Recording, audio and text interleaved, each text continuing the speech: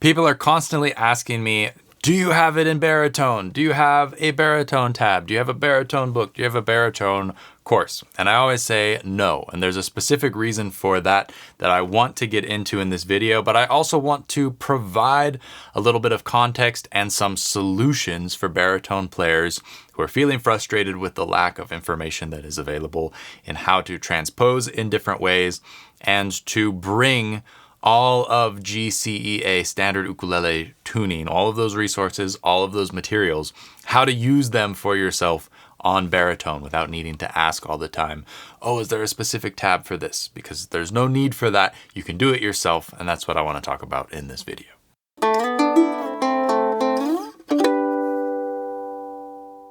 My name's Brad Bordessa from liveukulele.com. Before we begin, be sure to check the info box down below for ways that you can support these free resources that I provide for the ukulele community. That really helps keep things rolling over here and allows me to dedicate time to creating this content. If the technical theory stuff in this video kind of goes over your head, you can check out my 80-minute workshop called Street Theory. It walks you through kind of the need to know aspects of theory that should help you understand a lot of the stuff I'm talking about in this video better, how to understand notes and how far they are from each other and how to move between them, and also how to transpose. It's a little bit more detail, and we walk through the different aspects of how all of this stuff works, how it informs kind of why music acts the way it does. It's called Street Theory, and you can check it out in the link in the info box down below. So there are an unknown number of baritone players out there. It's hard to get a pulse on it because lots of people play standard ukulele and also baritone. Some people have transitioned all the way to baritone. And because there is not much baritone material, dedicated baritone material, the baritone players tend to be a little bit noisy, squeaky wheel kind of a thing. And that's not a bad thing, but I think that it kind of shows off a little bit of a lack of understanding of how you can really teach yourself. We have moved from putting the needle on the record and reversing it back a few seconds in the song and again and again and again to learn a part where you're just studying by ear, or if you were my era, you listen to the CD and you push the button and you go back a little bit on the CD, or even dragging the little slider in iTunes, whatever it was, we were learning songs by ear because there were not materials available. And nowadays with the internet, you can punch anything into Google and pretty much find an ukulele tab, or at least a guitar tab, or a chord sheet, or something that will help you learn the song. So if you are already used to this style of learning where it's kind of instant gratification, it's very easy to be frustrated when you move to learning baritone and all of that stuff suddenly disappears because there's not a whole lot of baritone specific materials. So kind of the hard truth that is kind of in my heart what I want to share and what I think is the most useful, even if it is kind of painful and uncomfortable and not what you want to hear. And the truth is, if you're playing baritone, you should probably be able to teach yourself baritone, because if you are waiting for other people to provide you with lessons or song sheets or tabs or chord charts or whatever you might need to learn baritone, you might be waiting for a very long time, because there is just not enough interest in baritone to make it lucrative for content creators like myself to dedicate the time to creating baritone content. Because here's the thing, I could create a video course on how to play standard ukulele, something, and send all of that content out to the very large number of people who play standard ukulele. And what I think people tend to forget is all of that information is still music and it can still be used for baritone. You just have to transpose it, and you can't necessarily take it at face value. And so if I can reach 99% of ukulele players, including a few baritone players who are willing to put in the work to transpose the information, that's a lot better use of my time than making just a solitary baritone tab or a baritone course that's only going to be useful for a very small percentage of people. It's just business and trying to survive as an independent artist in these times. Doesn't make a whole lot of sense as far as that goes. So that is one fact. But the other fact is you can still use this information. All of the free video tutorials that are out there, there's a million different resources that you can download for standard ukulele. Everybody wants to show you how to play Over the Rainbow, how to play Wagon Wheel, how to play Hey Soul Sister, all that stuff. It's different, but if you learn to transpose, which you should if you're learning baritone, you can utilize all of this information on your instrument. So I want to share with you a number of ways that you can transpose on baritone and how to think about it, and show you some examples and maybe play a little bit of standard ukulele and then play a little baritone ukulele to kind of demonstrate this stuff so you can see it, appreciate it, and hopefully feel confident going out into the world and transposing this stuff yourself, because it's very, very important. I dare say that if you want to learn baritone and you don't know how to transpose, you're going to have a really hard time, that it's almost not even worth your while. You have to transpose to get the benefit of this. And I'll share one last thing that kind of goes back to lifting the needle on the record. Even for me, I'm not that old. I'm 32 or something like that. Growing up and learning ukulele, it was just the very beginning of the internet, and we did not have access to a million YouTube tutorials or a million song sheets. Most of the stuff that I wanted to learn off the radio, I had to learn on my own. I had to figure it out. That's on standard ukulele, GCEA. There was not material for this stuff available then, and I made it work. And everybody before me certainly made it work, because that is how Jake and James and everybody that you probably listen to, except for the real young kids, they all learned that way, by ear. We all survived. It didn't kill us. In fact, it probably made us better musicians. So I think in that sense, baritone players have sort of this built-in challenge, but also glass half full bright side. You have the opportunity to really become a better musician than your GCEA counterparts, because you have to put in the work. You have to put in the time, whereas they can kind of cheat and get by and not necessarily have to do that work. And because of it, the musicianship is really going to change in your favor, because all of this complicated stuff that requires your ears and your brain and your knowledge of the fretboard, it's all got to be at a higher level in order to keep up and in order to just kind of exist on the big ukulele. So let's look at transposing. So the first way to transpose the stuff to baritone is to just play it as you see it. If you download a tab and you look at a tab that's written for GCEA, you just play it as it's written. You follow the numbers and disregard the note pitches and the chord names that are assigned to it. Because when you do this, the tab is written out for GCEA standard ukulele, so it's going to be at a certain pitch. When you play the same thing using the same fret numbers, you automatically bring it to a different key that's lower on the baritone. And in doing so, you are playing in a different key. So the chords are no longer going to match and the notes are not going to sound the same. Relative to each other, they're the same. That's what transposing is all about, is you're taking a set distance between the different pieces of music and you're raising it all up or you're lowering it all down. That's all you're doing with transposing, is changing the pitch. Everything stays the same distance from each other as long as you're transposing correctly. Okay, so if I were to look at a tab, for instance, Aloha Oi, in the key of A on standard ukulele that this sheet is put together in, it's going to look something like this. I'll put it up on screen so you can see it. And if I play that on standard ukulele, it's going to sound something like this.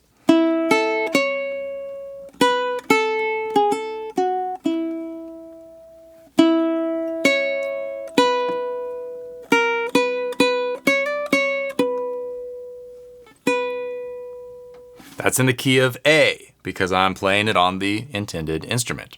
But if I switch over to baritone and I play the same thing as written and disregard the chord names and the notes that are written down in the standard notation above the tab, right? This is a high quality fancy tab. You also get the note names. It's going to sound something like this.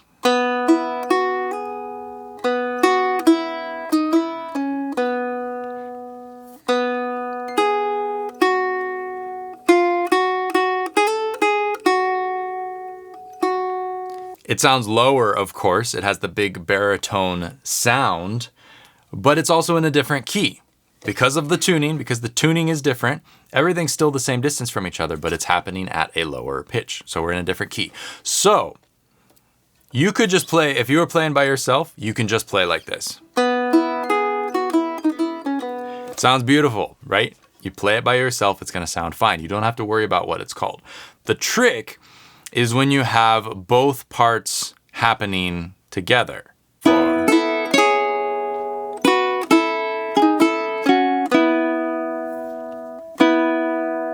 They rub.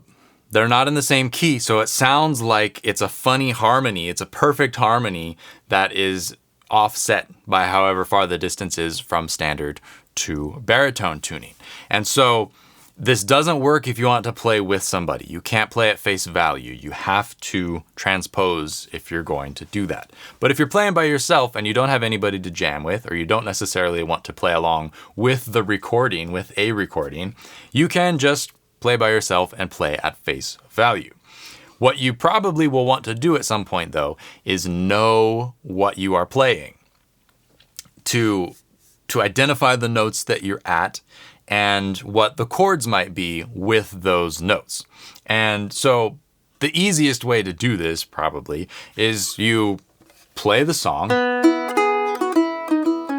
and then you take a baritone fretboard chart and you figure out what the notes are. Right?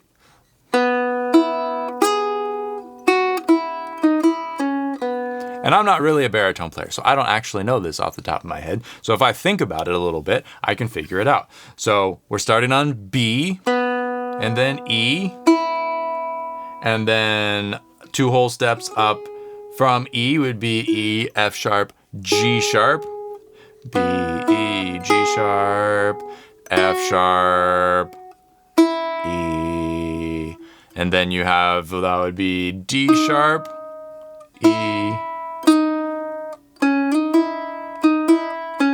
and then this would be B, C sharp, right? I'm just figuring it out as I go so that in my head I have an understanding of what's happening on my instrument. Okay?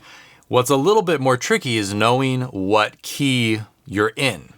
Like on standard ukulele, if I play standard ukulele and I look at the sheet, I can tell, boom, it's in the key of A because there's 3 sharps and the chords that run along above and the notes in the melody, they all match up. It's key of A. As long as the transcription is put together correctly, I can trust that we're in the key of A. So in order to move things from the key of A to whatever is happening on the baritone, we need to know how far we're moving within music, right? To go from GCEA, which I can clue you in, is always going to be on the 5th fret of the baritone if it's tuned correctly. GCEA, down, right? So what you can do is you can count. We have 1, 2, 3, 4, 5 half steps. That's down a perfect 4th. And you can figure this out in a couple of different ways. You can either know in your head what a 4th is and go down from there. So you need to, the way that I kind of think about this is like, what key is A going to be the 4th in, right? So if you think about that, if I'm counting up from a key to the 4 note in that key, 1, 4, 5, right? Then you could figure out what the start is. And the start is where you end up on the baritone. So if you think about it and you were to maybe look at a reference chart with the different columns of keys all happening simultaneously, everything's the same distance from each other, it's just at different pitches. I know that the key of A is the 4th of the key of E. Or I know that an A chord is the 4th of the key of E. So A on GCEA ukulele is the same as E on baritone ukulele. And if you are familiar with some GCEA chords and some baritone chords, you can compare the shapes. And you can see that, okay, this is an A shape on a normal GCEA ukulele. If you know that your standard ukulele tuning starts on the 5th fret of a baritone, okay, you can take that and you can count it down from where you're at, right? This is, we're pretending that my finger is the nut, this basic movable chord shapes. My finger is the nut, and then I'm putting an A chord on top of it. And then from here, what you could do is you could count down. Okay, so A flat, or G sharp, and then G flat, and then F, and then Elmer Fudd, E and F are always together in the chromatic scale. You go to E. That would be one approach to figuring out what key you're actually playing in when you play by face value and you use what's written on some existing material already. But you have to sit down and you have to figure it out. That is option number 1. Let's see what's behind door number 2. Option number 2 involves a capo. This is basically just a 5th finger on the front of your hand that you can stick on a fret and always have that fret barred. So in this case, because I'm on baritone and I want to get to standard ukulele tuning to understand a resource that I'm looking at, I would put the capo on the 5th fret. You tighten it down. It's a little bit out of tune. You might have to retune your ukulele. And now my baritone sounds like a standard GCEA ukulele. And if I go and I read a melody or something and I play it from the capo as if the capo was my nut, I'm now playing in standard GCEA, and I can use any resource that I want to look at.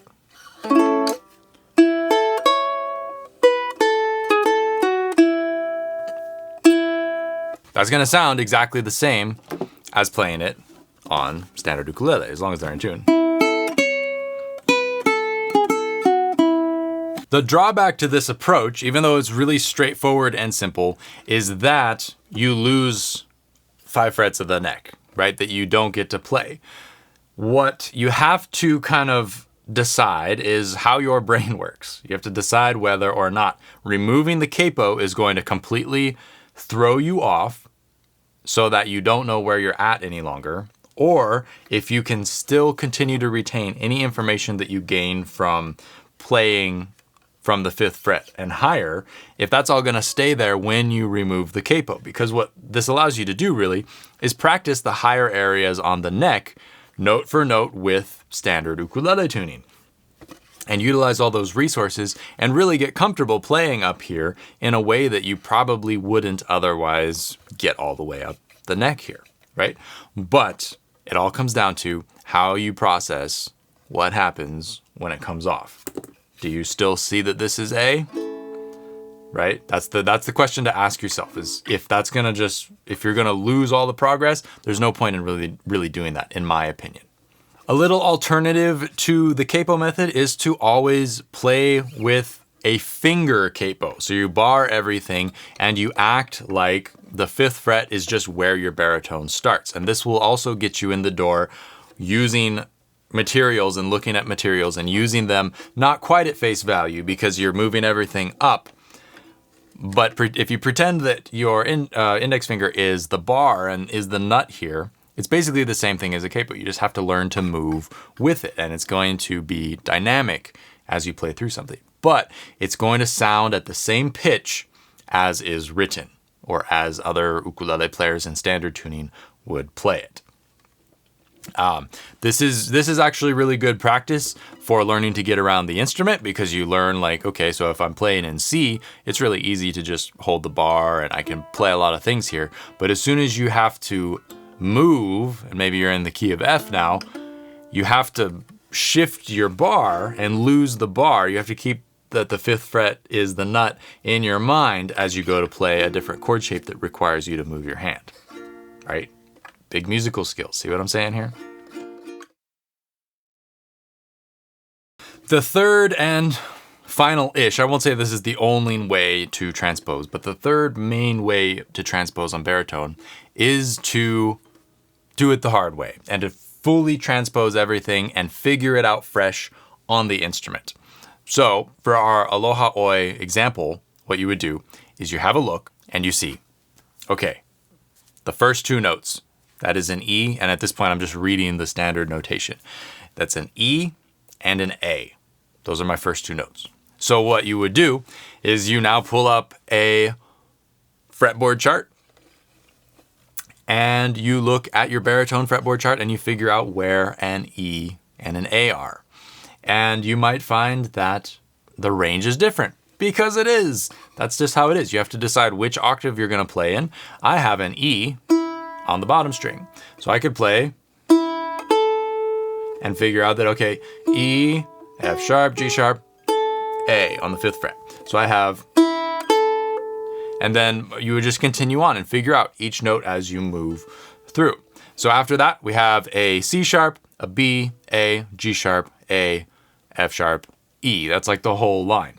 And so what you could do is figure this all out on the bottom string and see how far you get.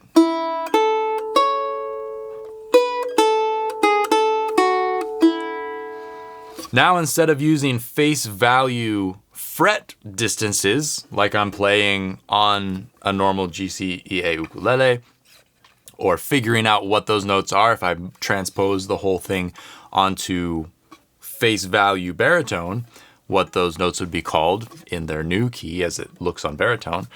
Now I am just taking the same pitches as are written and figuring out where they live on the baritone best and utilizing the whole fretboard. Playing along one string might not be the way you want to play this, but it gets you in the door and it gets you seeing, okay, all those notes, I now know kind of where those notes are. I've learned where the notes might be.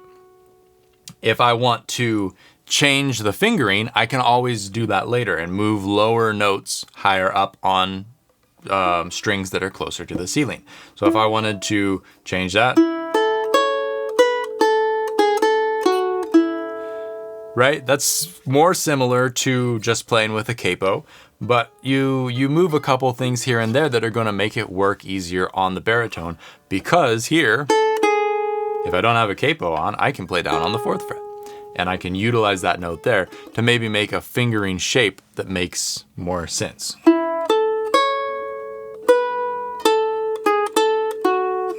I could play it all in one position right here just by moving things. And by figuring it out, you could also go down the octave too. And so you would figure out, okay, where's my low E? Okay, so D, E on my low string.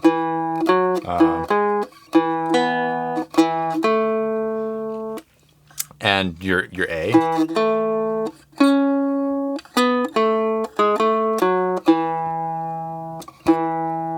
And now you have the same thing, the correct notes, in a different location on the fretboard. This takes the most work because you have to rearrange the fretting that is otherwise laid out for you in a tab. But this is part of the really amazing practice that you get as a baritone player of learning where things are and the best place of the where things are options, which you typically have because, you know, multiple strings, they start to overlap, and once you get up higher, you can play a lot of the same notes in different places. It's the matrix of a fretted instrument. You can use that knowledge to start creating a fingering that really works for you and is a way to play the song in this key on your instrument. And then when you go to play with a, shall we say, lazy standard ukulele player who's reading right off the tab, you can play the same stuff in your own fretting style, own fretting locations on your instrument. It's going to remain at the same pitch and you'll be able to play together and it will sound like you're in the same key because you are in the same key. So that's a pretty major download. I created a page on liveukulele.com with the same information, probably a little bit more bullet point overview, but there are some additional visual examples in there if you want to go check it out. The link is in the video description. Have a look, see what you think, and leave a comment. Let me know what you think. If you're just raging at the indignity of having to do things yourself, or if you can kind of appreciate the business sense of making materials for GCEA, but not for DGBE, and, you know, also encouraging baritone people to Just transpose. It's right there. It takes a little bit of extra work. It will make you a better musician, and it will give you access to all the same stuff. All the same stuff. It's just not handed to you on quite as silver of a platter. Maybe it's like a quarter or something. The United States quarter used to be silver. Now it's alloy. So that's it from me. If you enjoyed the video, consider leaving a super thanks or checking out the ways you can support down in the info box below. Looking forward to seeing you in the next video. Like, subscribe, leave a comment, all that good stuff, and I'll catch you next time. Aloha.